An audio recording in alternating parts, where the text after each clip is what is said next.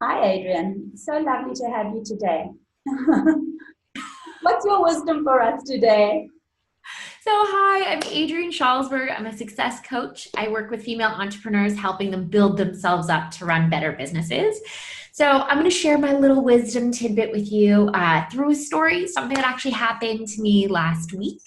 I was invited to go to the opening ceremony of a little tiny community shul that I go to sometimes. And a friend of mine was the interior designer, and she did this amazing job completely taking this space from something out of 1965 and bringing it to modern day 2018. And you walk in and it's just the most modern, gorgeous, abundant, beautiful space. And at this opening ceremony, there was actually a little video presentation, and I was kind of surprised by how choked up and emotional I got watching this. And I'm going to share what was said in that and how that's related to my little wisdom for today.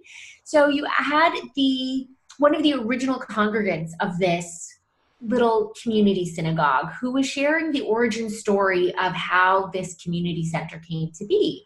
And it was actually something that started in 1939 with Austrian Jews that had fled the Nazis. They had gone through so much trauma, ended up in Tel Aviv, got together and created this little tiny home for themselves. They all put in their own little bits of money, their love, their hope for the future, their new life, and created this wonderful space. But as many years went on, they died out and the community dwindled to nothing. And it was just neglected and left to be shut down. And the lights went out, the door was locked, and nothing happened there for many years.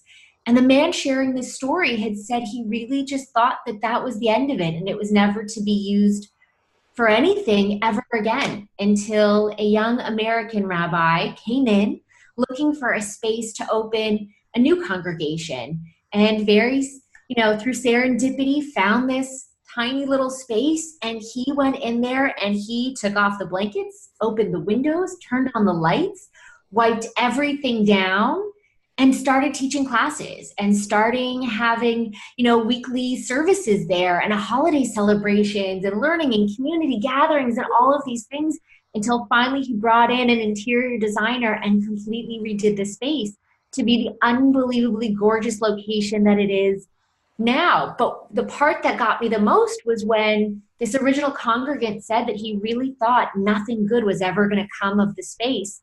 And then the next shot in the video was a young man in his 20s holding a Torah, dancing around with a huge smile on his face. And you could hear everybody in the room go, "Oh my gosh." And that was a moment where you sort of have a few tears going down. And that moment hit me. I was like, you think something's gone. You think there's not going to ever be anything good that's going to come maybe in your life. It had been so many years that you're disconnected from yourself, that you've neglected who you are at your core, that everything inside of you, your passions, your desires, the things that you love, get covered in dust, where maybe you've been hurt so many times that it's a little bit easier to just turn off the lights, lock the door, and say, okay, maybe we're just going to leave this alone. And maybe that's it, and we're going to call it a day. But if you actually take the time to look inside of you, turn on the lights, open the window, open the curtains, and just say, what's in this space? What's here?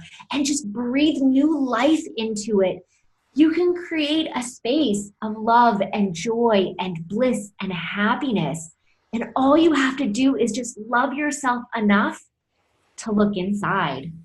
Wow, that is so beautiful. What I love most about that is that you sometimes when you feel despair and sadness, it's only for right now. It's not permanent.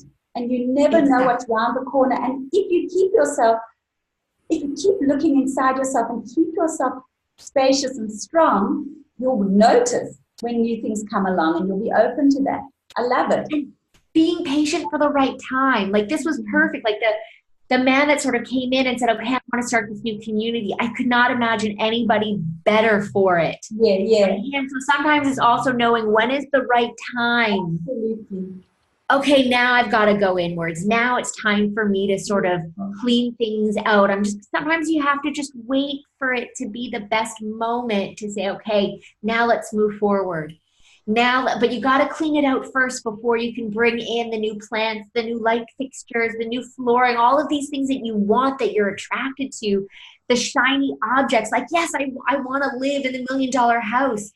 You're going to get that and it's going to be beautiful. But first, scrub a dub dub, give a little bit of love and attention and compassion and kindness to yourself so that you can actually have that solid foundation to build up from. Beautiful. I love that. Thank you very much for sharing your wisdom with us today. Oh, my pleasure. It was such a joy to share it with you. Good. Thanks. You're welcome.